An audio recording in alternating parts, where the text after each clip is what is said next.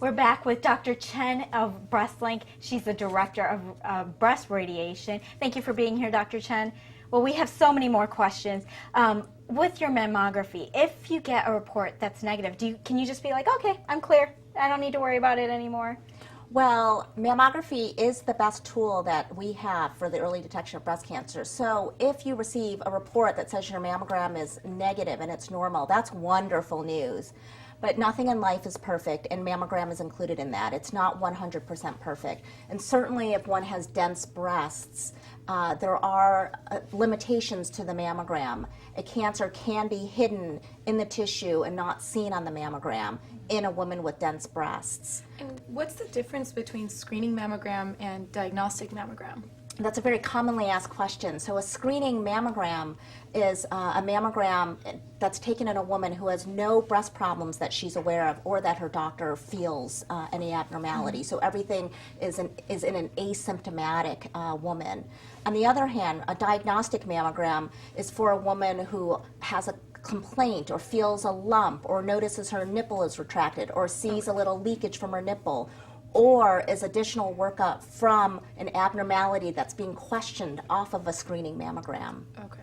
And so a screening mammogram entails, on average, 2 views per breast. A diagnostic mammogram may include more than those 2 views per breast. Now, if a woman who's under 30 or even in her early 20s, if she's having some discomfort, she feels something that's not quite right, pain, tenderness, should she see her doctor immediately, and is that possibly the next course of action is a mammogram?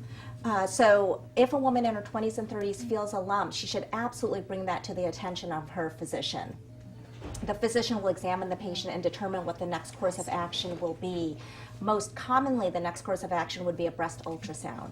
In a woman of such a young age, we would prefer not to perform a mammogram because a mammogram exposes that patient breast to radiation, and although it's a very, very small amount of radiation, it's equivalent to getting on a commercial jet and flying coast to coast from California to New York. It's a very small amount. However, in women in their 20s and early 30s, their breasts have not fully developed.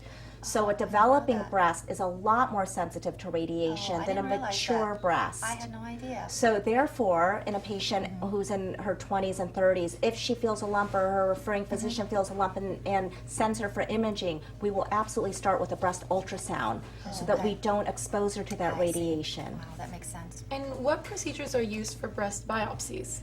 So breast biopsies may be performed under a multitude of imaging modalities. And what I mean by that is a breast biopsy can be formed under what we call stereotactic guidance. And with that guidance, the guidance is performed with x-rays.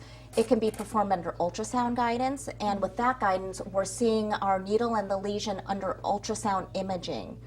And finally, a breast biopsy can be performed under MRI guidance. And in that particular instance, we are targeting the lesion and seeing our needle go through the lesion under an MRI examination.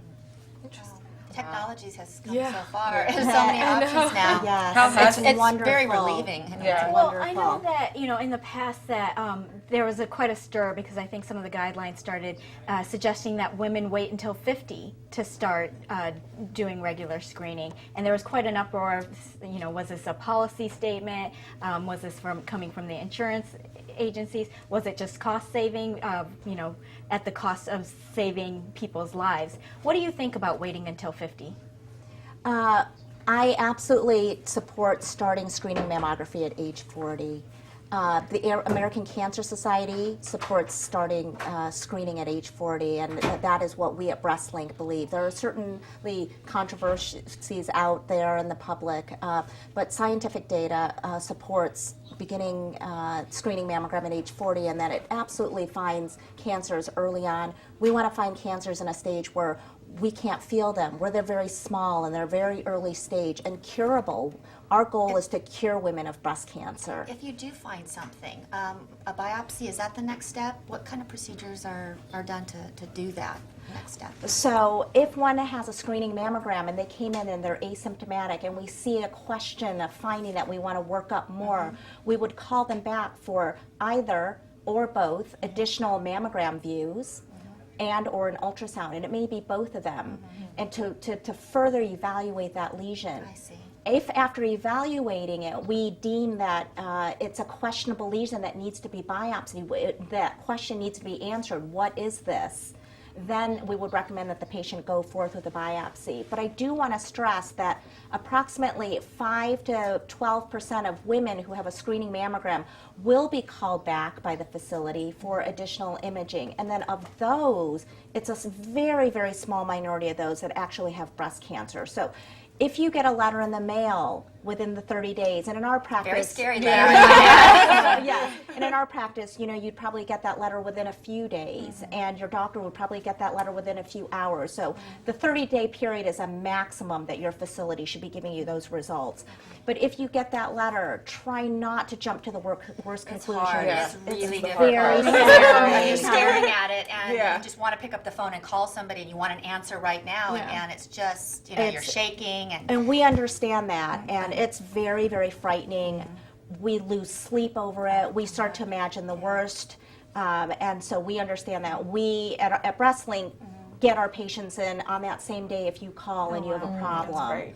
I have to say, I've never met a warmer team of doctors. Yes. Oh, That's thank fantastic. you. Thank you. We really are all passionate about what we do. I We can love tell. I it. can really, really tell. Thank you, Dr. Chen, for answering all of our questions. And of course, we have more. If you want more information, you can go to breastlink.com and visit all of the doctors of Breastlink. Thank you. Thank you.